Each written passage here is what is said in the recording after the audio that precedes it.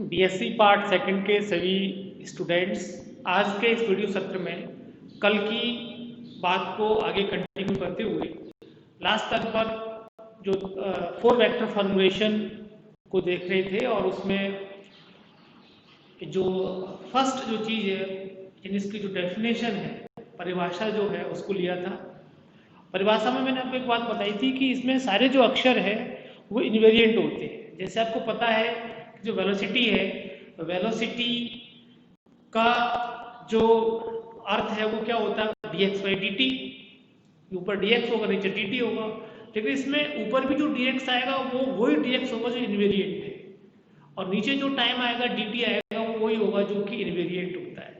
ये चीज़ ध्यान देने वाली बात है, कल भी मैंने आपको बताया था। और उसी क्रम में आप देख पा रहे होंगे कि ये जो dx म्यू है, ये देखिए यहाँ पर dx म्यू, ये इन्वेरिएंट का सिद्ध किया था आपने, जानते हैं पहले से ही। किसी भी जड़त्वीय निर्देश तंत्र में किन्हीं दो बिंदुओं की समीपस्थ दूरी इनवेरिएंट होती है। तो dx mu is invariant and d tau is invariant. It is proper time interval d tau, dt नहीं है, d tau है।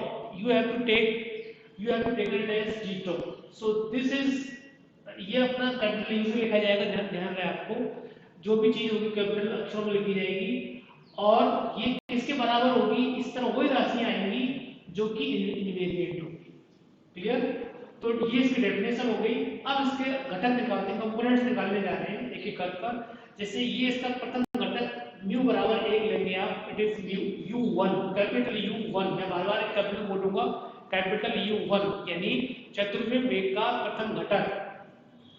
म्यू बराबर आपने 1 लिख दिया यहाँ पर, तो यहाँ भी म्यू का मान कितना आएगा, 1 आएगा। You right here 1 dx 1 upon d tau। Clear? dx 1 upon d tau ये आपने लिख दिया।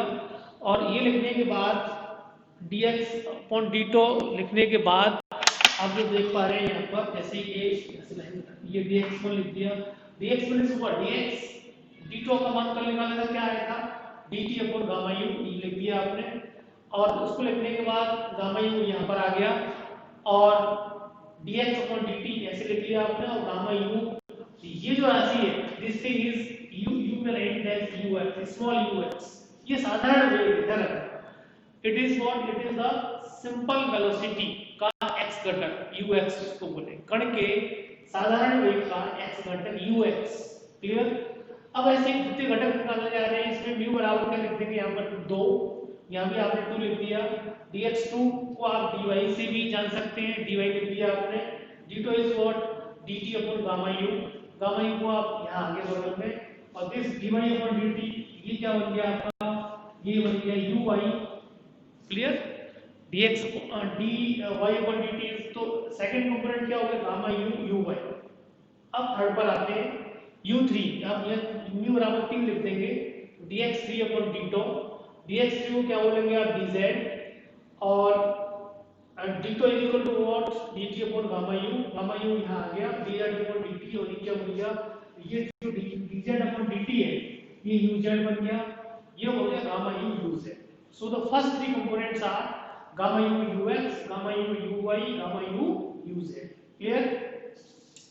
Now the fourth component u4, आपको यहाँ क्या लिखना है, यहाँ भी 4 लिखना है म्यू बराबर, यहाँ भी 4 लिखना है, तो this is capital u4 dx4 x4 का मान कितना होता है, एटा ct, ये आपको बता दिया गया पहले ही, eta ct।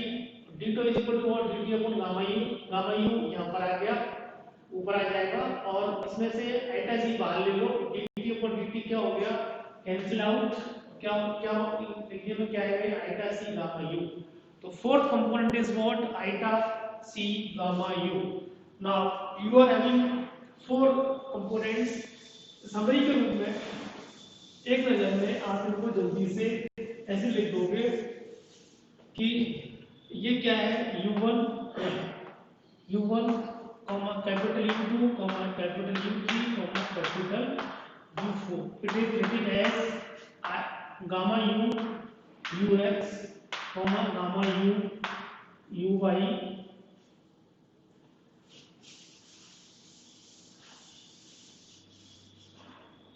Gamma u uz, eta c gamma. Clear? So components of four velocity, ये आपको सबसे पहले ध्यान रखना है। क्लियर? अब इससे संबंधित कुछ चीजें और साथ साथ में जानते रहते हैं। जैसे ये प्रश्न आ जाता है कि सिद्ध करो, प्रूव दैट, सिद्ध करो summation U mu square is equal to invariant. सिद्ध करो कि u चतुर्विम वेग का वर्ग का समेशन यानी चारों घटकों का सम का जो मान होता है वो इनवेरिएंट होता है। क्लियर? ये चीज आप नोट कर रहे हैं इस समय। जैसे मैं लिख रहा हूं कि प्रूफ इसका कर रहे हैं, प्रूफ LHS है, LHS लेंगे आप, LHS is equal to what, summation capital U mu square, it is what U1 square plus U2 square plus U3 square plus U2, and U1 is what, gamma U ux square plus gamma U uy square plus square हो जाएगा gamma U z square, और चौथा है iota C gamma you, जिसका क्या iota का वर्ग minus हो जाएगा सी स्क्वायर गामा यू। क्लियर? चौथे का जो स्क्वायर होगा वो क्या हो जाएगा, आइटा का स्क्वायर माइनस 1 और माइनस 1 किसकी जो वैल्यू है that is minus C square gamma U square. Clear? Next thing is what, gamma u may be taken out. This is what ux square plus uy square plus uz square minus e square, and minus e square may be taken out also. This is what 1 minus ux square plus uy square plus uz square upon c square. And again this is what minus e square gamma u square 1 minus u square upon c square, and this will be written as equals to minus e square gamma u square into, you know this is gamma u square 1 upon, because we know gamma u is written as 1 upon 1 minus u square upon c square.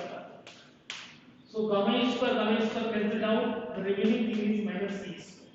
So minus c square is invariant, so you will write invariant hence.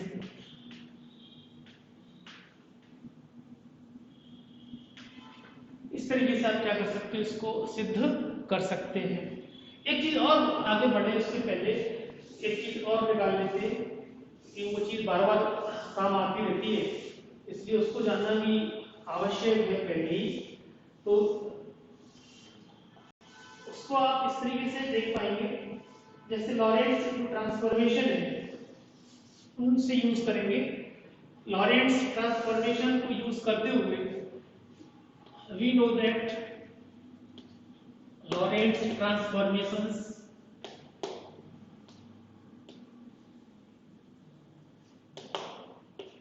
are written as, first thing is what, x dash is equal to gamma x minus vt, y dash is equal to y, z dash is equal to z, and t dash is equal to gamma t minus vx upon c. Clear? These are the equations of Lorentz for a inertial frame that is moving with the velocity of light parallel to the x-axis in respect of stationary frame s. स्थिर frame के सापेक्ष किसी गतिशील आपेक्षिकीय वेग से s dash निर्देश तंत्र के लिए ये लिखे जाने वाले समीकरण इनको लॉरेंट्स ने प्राप्त किया था, इसलिए इनको लॉरेंट्स समीकरण के नाम से जानते हैं। ये सब चीज आप सभी लोगों को अच्छी तरीके से पता होनी चाहिए। Clear? Now we are changing it in this way. You may write this x1 dash is what x1 dash, and this is gamma x1 minus, you will change it as v upon c and multiply t, you write eta e, and so this is what gamma, you are changing this equation x1 plus eta v upon c, and this is what x4.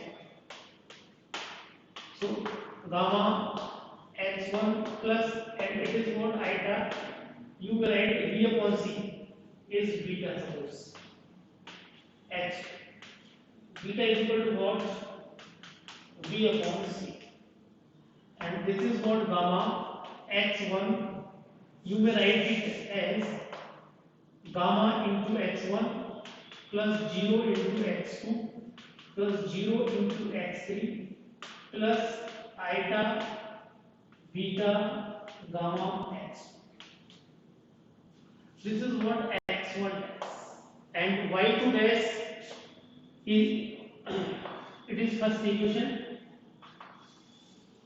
and second is y dash barabar y, so it is x2 y will be written x2 dash is equal to x2, or you will write it as 0 dot x1 1 dot x2 0 dot x3 plus 0 dot x4. It is your, this is x2 dash, it is your second equation. Now the third equation, from this one z dash, you may write x3 dash is equal to x3, for x3 dash is equal to x3 may be written as, इसको ऐसे भी लिखा जा सकता है x3 dash equals to 0 into x1 0 into x2 1 into x3 plus 0 into x2. There is no harm in writing this way. इस तरीके से लिखने में भी कोई नुकसान नहीं होता है। अब आ रहे हैं चौथे पर। चौथा क्या है? t dash is equal to gamma t minus vx upon 6. You multiply both sides by eta c t dash is equal to gamma eta c minus eta v upon c हो जाएगा, ये एक सी कैंसिल हो जाएगा, और ये x को लिखेंगे x, यानी आइटा सी का जब गुणा करेंगे यहाँ पर, तो आइटा तो यही पढ़ा रहने, तो सी से सी काट दो, फालतू में एक स्टेप बढ़ाने से कोई मतलब नहीं। क्लियर? ये यहाँ देखें, तो ये जो चीज देख पा रहे हैं आप यहाँ, इसमें इसको क्या बोलेंगे आप? x4 डैश बोलेंगे आप इसको, और इसको क्या बोलेंगे आप? ये आइटा सी टी यही गामा, इसे क्या बोलेंगे? x4, और ये क्या बोलेंगे? आइटा बीटा, इसे क्या? ये x1 ही है। यानी इस तरीके से इस फॉर्म में आप इसको लेके आ गए। अब आप देख रहे हैं इसको x4 dash is equal to क्या हो गया? गामा, और इसको थोड़ा सा रीअरेंज कर लो, minus eta beta gamma into x1 0 dot x2 0 dot x3 और गामा एक इक्वेशन है। क्लियर? अब मैं जो बॉक्स में बन रहे हैं यानी 4 लॉरेंट्ज ट्रांसफॉर्म से इक्वेशंस को आपने इस फॉर्म में आपने लिखा, उनको केवल उन्हीं चीजों को जो अभी लास्ट में प्राप्त हुए आपको, ये जो बॉक्स में बन रहे हैं 4, इनको अपन एक रूप में, एक सारणी के रूप में लिखने जा रहे हैं, जिससे इजाई हो जाएंगे और एक जगह आप उनको देख सकते हैं। कौन कौन से? x1 डैश, x2 डैश वाला, x3 डैश वाला और x4 डैश वाला, ये आप देख पा रहे हैं यहाँ पर। ये अब इन चारों समीकरणों को अपन एक सारणी के रूप में लिखेंगे, वो देखने में यहाँ लिख रहा हूँ, बीच में बिठा लेना, जिससे कि आप सब लोग उनको देखते भी रहें कि ये कैसे लिखे जा रहे हैं। ये पहले क्या हो गया? x1 डैश, x2 डैश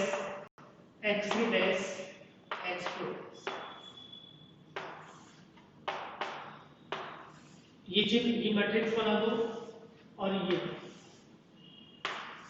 यहाँ क्या आ गए x1 x2 x3 x4। देखें आप ये क्या आ गया गामा 0 0 आइटा बीटा गामा। यहाँ से देखें गामा 0 0 आइटा बीटा गामा। अब इसको देखें 0 1 0 0। अब इसको देखें 0 0 1 0 0 1 0 0 ये आ गया कोएफिशिएंट इसके 0 0 1 0 0 1 0। अब x4 डेंस का जैसे माइनस आइटा बीटा गामा 0 0 और गामा। इस तरीके से जो आप देख पा रहे हैं यहाँ पर कि ये जो ट्रांसफॉर्मेशन है, अगर आपको एस फ्रेम में कोऑर्डिनेट्स पता है x1 x2 x3 x4 तो आप उसको एस डैश फ्रेम में ज्ञात कर सकते हो x1 dash x2 dash x3 dash x4 dash. और आपस में जो ट्रांसफॉर्मेशन होगा वो ये इक्वेशन होगा। ये बहुत काम की चीज है जो कि आप सभी लोगों को काफी लंबे समय तक आपको हमेशा ध्यान रखनी पड़ती है। इन शॉर्ट में आप इसको ऐसे लिख सकते हैं x mu dash is equal to a mu nu x nu. और ये जो होगा इसका a म्यू, ये सभी कोएफिशिएंट्स होंगे ये जो आप देख पा रहे हैं, बस सारे कोएफिशिएंट्स जो है इसके को व्यक्त करेंगे ये, और x न्यू इससे आ जाएगा। कल इसके आगे की बात करेंगे अपन, और तब तक आप इसको अच्छी तरीके से याद रखें कल, क्योंकि जब आप तभी पढ़ पाओगे आगे जब आप इस चीज़ को अच्छी तरीके से ध्यान रखेंगे, तभी कंटिन्यू कर सकते हो आप अच्छी तरीके से। Thank you very much.